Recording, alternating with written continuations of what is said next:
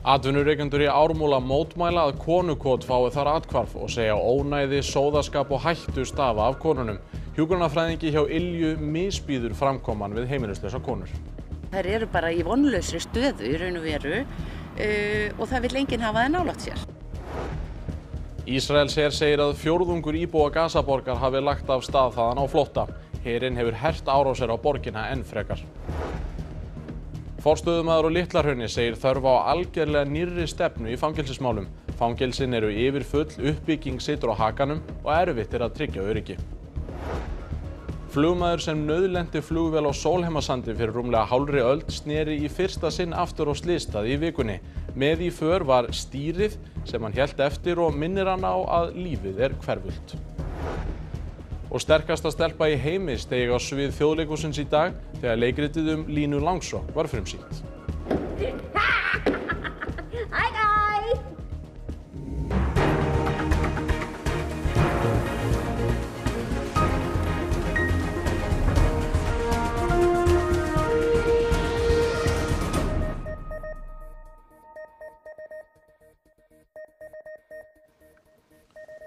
Gott kvöld.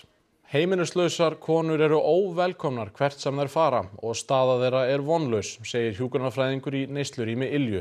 Hún segir miður að fólki í atvinnuhúsnæði í Ármúla setji sig upp á móti því að þær fái þar athvarf.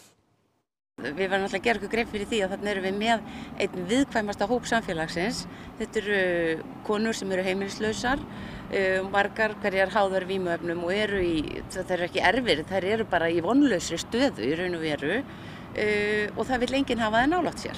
Nýtt húsnæði konukots verður hér við Ármúla 34 í húsnæði sem lengi hefur verið beðið eftir. Hérna í næsta húsi númer 32 er rannsóknarstofa Sameindar sem vill ekki sjá þessa starfsemi hér og hefur lagt fram kæru á hendur Reykjavíkurborg þar sem þess er krafist að byggingarleyfið vegna konukots verði fellt úr gildi. Ármúlinn samanstendur fyrst og fremst af atvinnurekstri. Það komu illa við mig eða þú veist, þetta er ekki einu svona íbúðahverfi. Kæran byggir á því að húsnæði sé ekki í réttum notkunarflokki. Þarna séu einstaklingar í mikilli neyslu sem gætu til dæmis ekki bjargað sér út úr brennandi húsi. Þá fylgir þessum hópi mikið ónæði og sóðaskapur og að hann sé hættulegur sínu nánasta umhverfi. Þannig erum við að tala úrræði sem er mannað allan sólarhringinn, þannig að ég get ekki séð af hverju óþrifnaður þar ætti að vera meiri heldur en annar staðar. 3 gistiskýli eru rekin í Reykjavík sem ætluð eru heimilislausu fólki. 423 leituðu í gistiskýlin árið 2023 og 393 í fyrra og fækkaði gestum þannig rúm 7% milli ára. Reykjavík er eina sveitarfélagið sem rekur neyðarskýli fyrir heimilislausa. 28% þeirra sem leituðu í gistiskýlin eiga ekki lögheimili í Reykjavík. Kristín hefur starfað með heimilislausum í áraraðir og segir að framkoma gagnvart þeim líka innan stjórnsýslunar almennt jaðarsetja þennan hóp enn frekar. Það er bara ógeðslegt ef ég á að segja eins og er. En það sem stingur kannski mest er það að fólk eru svo vant í að láta tala svona til sín að það sé ævertgeð eða orkuít að það tala allir svona við mig. Og það er alveg galið. Þá eigi þessar konur bókstaflega ekki í nein hús að venda. Þær geti aðeins verið í konukoti yfir nóttina og leitaði til kirkjunar á daginn. Þær eru alla jafna ekki velkomnar á bara svona venjulegar heilbrigðisstofnanir og þær hafa engin úrræði. Það er enginn sem einhvern veginn vill þær. Og við þetta má bæta að forsvarsmenn Sameindar gáfu ekki kost á viðtali í dag. En hingað er komin formaður velferðarráðs Reykjavíkurborgar Sanna Magdalena Mörtudóttir, velkomin. Þarna lýsir sérfræðingur algjörlega ömurlegri stöðu þessa viðkomahóps. Hvernig ætlið þið að bregðast við? Já, við stöndum með konunum og við bíðum eftir því að geta opnað konukot. Það hefur lengi verið kallað eftir því, bæði þau sem að nota konukot og starfsfólk bíður nú eftir að geta opnað í Ármúlunum og ég verð að segja að það er vonbrigði að lesa þessa umsögn og þessi mótmæli sem að þarna koma fram sem voru til umfjöllunar. Og við erum að tala heimilislausar konur sem eru án heimilis og það er okkar að bjóða upp á viðeigandi skjól og athvarf fyrir þær. Þannig að ég myndi vilja hvetja Sameind til þess að draga tilbaka þessi mótmæli og þessa kæru og kynna sér hlutina. Af því við erum auðvitað að tala konur, það hefur ýmislegt gengið á í þeirra lífi. Þetta er ekki einsleitan hóp að ræða, en það er mjög mikilvægt að Reykjavíkurborg bjóði upp á viðeigandi stuðning og það er það sem við erum að gera núna með því að einmitt starfa með rótinni og opna þarna nýtt konukot. Það hefur lengi verið kallað eftir því að það sé betra húsnæði, þannig að það er auðvitað í samfélaginu þá búum við öll saman og við þurfum að geta mætt bara ólíkum þörfum þeirra sem að byggja hér þetta samfélag og það er rauninni bara mjög skaðlega orðræðan og alhæfingar sem birtast í þessum mótmælum sem að þarna komið fram. En síðan er eitt að koma fólki í skjól og það er annað að hjálpa því til langstíma. Þessi hópur er mjög viðkvæmur og jaðarsettur og fólk glímir oft við mikinn og erfiðan vanda. Hvernig er þetta að hjálpa fólki til langstíma?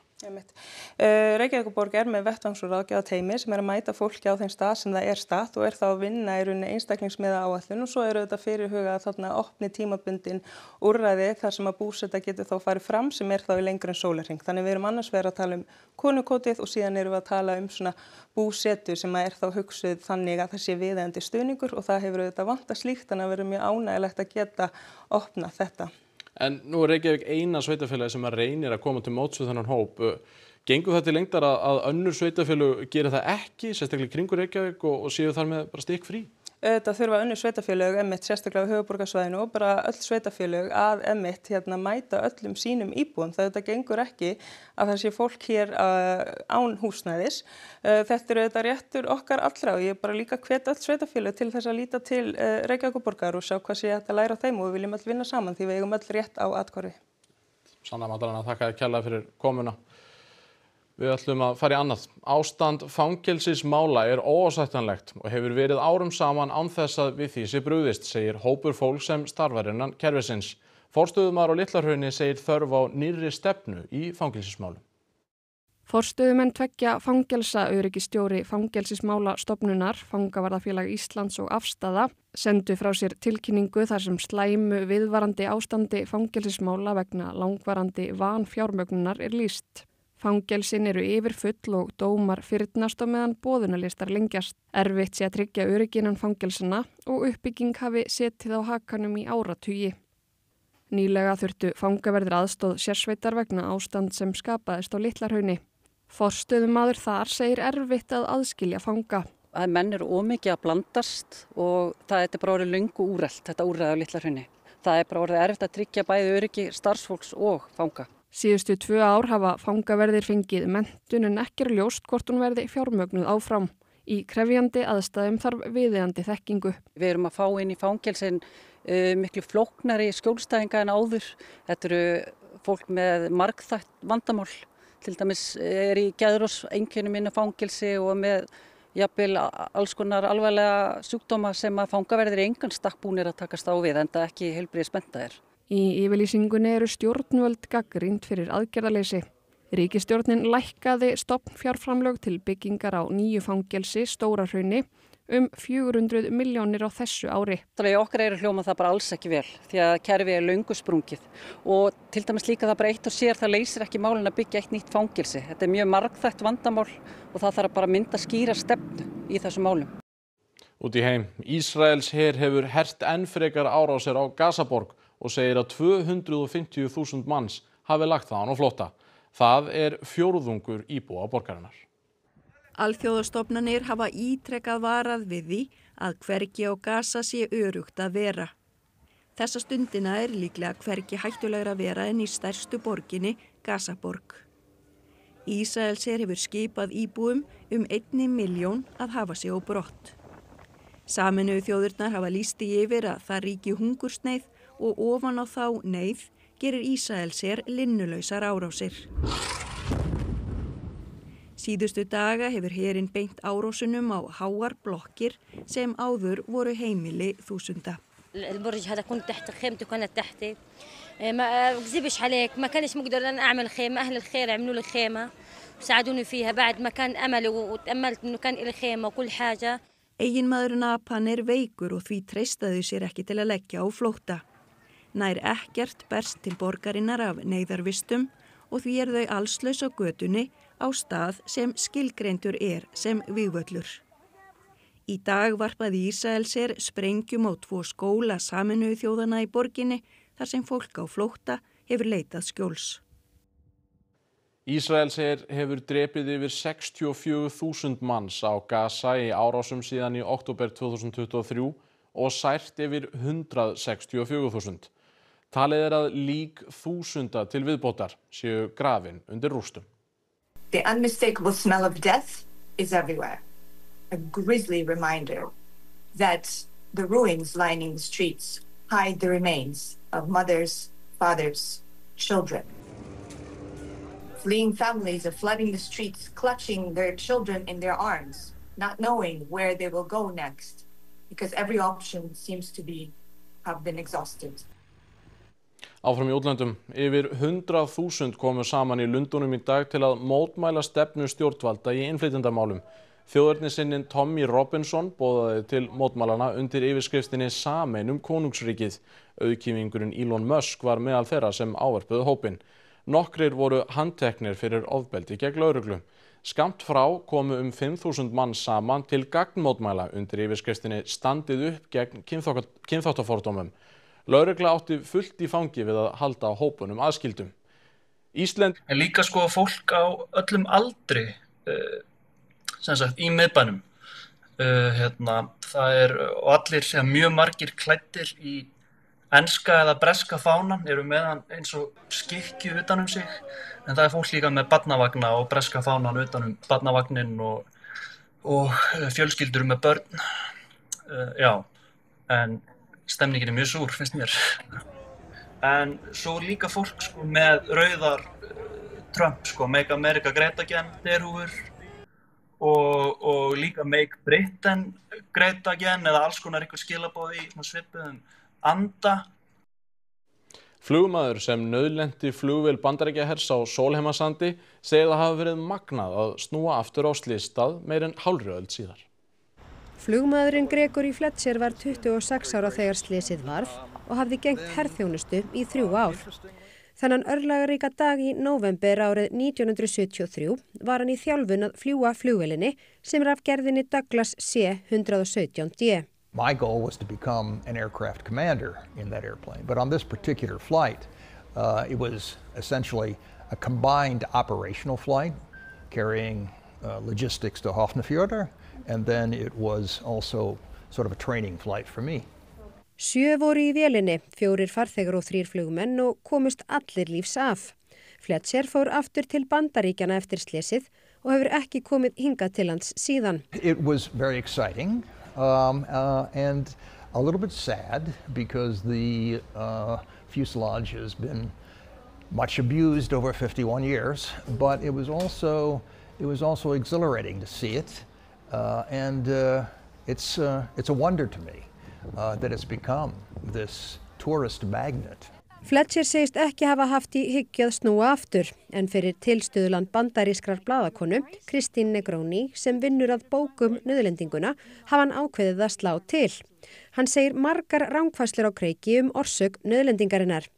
The cause of the accident was that our anti-icing systems that protect the engines and the airframe were simply overwhelmed by the strength of the ice that was being ingested by the engines and accumulating on the airfoil. Hann segist muna atburðin vel þrátt fyrir að langt sé liðið. Hann geymi minjagrip á skrifstofu sinni sem áminningu hversu hverfult lífið The Navy went out and removed all the reusable parts, such as the engines, the seats, the electronics, that sort of thing. But the officer who was in charge of that particular salvage effort was my roommate. And so he made sure that that yoke was my souvenir. It's a reminder of how lucky I am. Yfir allt annað. Línu dansarar hvaðanæfa áður heiminum hafa dansað saman í Kópavogi síðustu daga á hátíð tileinkaðri dansinum. Eva Björk Benediktsdóttir, þú ert í Kópavogi, eru þið búin að læra einhver ný spor? Ekki ég, ekki ennþá, en ég segi kvöldið ungt og ég get ennþá lært helling. Hérna hjá mér eru menn sem að vita meira, Óli og Jói. Afsakið ég taki ykkur úr dansinum. Já, þetta fyrst skipti sem að þessi hátíð haldin. Bara hvernig hefur þetta gengið? Búið að ganga rosalega vel. Við fengum bara fullt af fólki, bæði erlendis frá og Íslendingar líka. Þannig að við erum hérna 200 manns að dansa síðan á 50. og ég held að allir séu bara mjög glaðir, sérstaklega við Óli. Já. En það kannski sérstaklega hægt að svona leggja áherslu á það að hér eru fullt af erlendum dansurum. Já, hér eru rúmlega 100 dansarar frá alls konar þjóðum, mest frá Skandinavíu, en það er Ameríku, Kanada, Finnlandi og þetta er bara rosalega mikið fjör, gaman. Nú ég að spyrja einni spurningu svona fyrir mig og kannski aðra sem eru að horfa, getur hver sem lært þetta? Já. Algjörlega, þetta er ekkert mál. Vil ég sjá? Það þarf að vera áhugi og svo bara hafa gaman.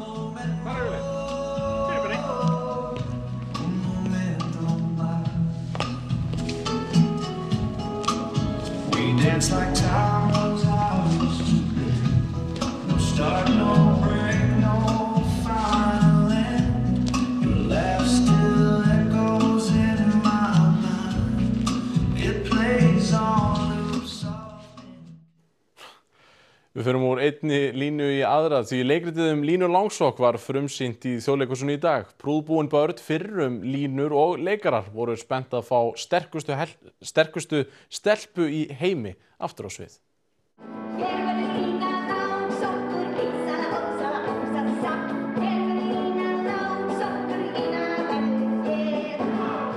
Þú ert hérna mættur í þínu fínasta pússi. Hvað ertu að fara að gera?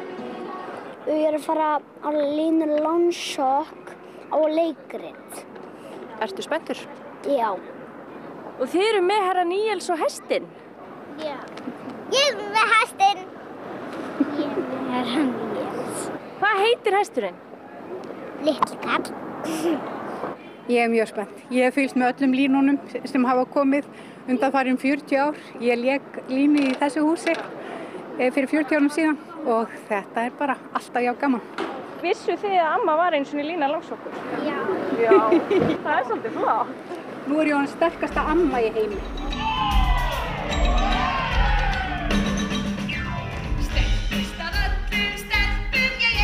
Hér eru leikarar á sviði að hita upp og já, við erum bara ótrúlega spennt að leyfa þjóðina að sjá og hitta línun okkar sem við erum búin að vera að æfa. Hverju eiga leikhúsgestir von á? Stórfenglegri gleðisprengju, verði ég að segja. Hæ! Halló Lína! Halló!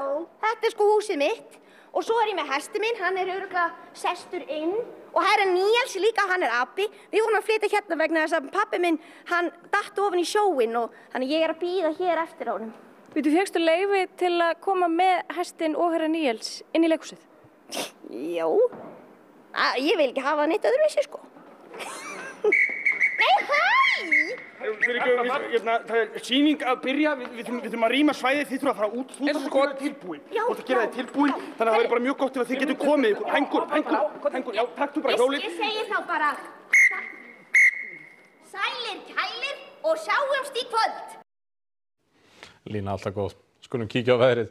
Það er austanátt í kortunum fyrir morgundaginn og má búast við skýjuðu veðrið með lítilsháttar úrkomu á köflum en rofar til norðanlands þegar líður á daginn. Hiti verður víðast á bilinu 10 til 15 stig og má vænta þess að hæstu hitatölurnar muni mælast á Norðurlandi. Nánar það eftir íþróttir. Heimsmeistaramótið í frjálsíþróttum hófst í nótt í Tókíó í Japan. Mikið var strax á fyrsta degi keppninnar. Þór Akureyri og Þróttur mættust í dag í hreinum úrslitaleikum sigur í fyrstu deild karla í fótbolta og leið sæti í bestu deildinni að ári. Valur og Haukar leiddu saman hesta sína í úrvalsdeild kvenna í handbolta í dag en sömu lið hafa mæst í úrslitum deildarinnar undanfarin 2 ár. Og enska úrvalsdeildin hófst aftur að loknu landsleikjahléi í dag. Þetta og fleira í íþróttum eftir andartak. Rifjum það upp helstu atriði þessa fréttatíma. Atvinnurekendur í Ármúla mótmæla að konukot fái þar athvarf og segja ónæði, sóðaskap og hættu stafa af konunum. Hjúkrunarfræðingi hjá Ylju misbýður framkoman við heimilislausar konur. Þær eru bara í vonlausri stöðu í raun og veru og það vill enginn hafa það nálægt sér. Ísraelsher segir að fjórðungur íbúa Gazaborgar hafi lagt þaðan á flótta. Herinn hefur hert árásir á borgina enn frekar. Forstöðumaður á Litlahrauni segir þörf á algjörlega nýrri stefnu í fangelsismálum. Fangelsin eru yfirfull, uppbygging situr á hakanum og erfitt að tryggja öryggi vegna langvarandi fjárskorts. Flugmaður sem nauðlenti flugvél á Sólheimasandi fyrir rúmlega hálfri öld sneri í fyrsta sinn aftur á slysstað í vikunni. Með í för var stýrið sem hann hélt eftir og minnir hann á að lífið hverfult. Þessum fréttatíma að ljúka. Við minnum á að það má senda fréttastofu ábendingar á fréttir hjá ruv.is. En við kveðjum ykkur að þessu sinni með myndum sem Bragi Valgeirsson tók á dögunum af vöskum keppendum á Íslandsmótinu í straumkajak í Tungufljóti í Biskupstungum. Takk kærlega fyrir samfylgdina í dag og verið þið sæl.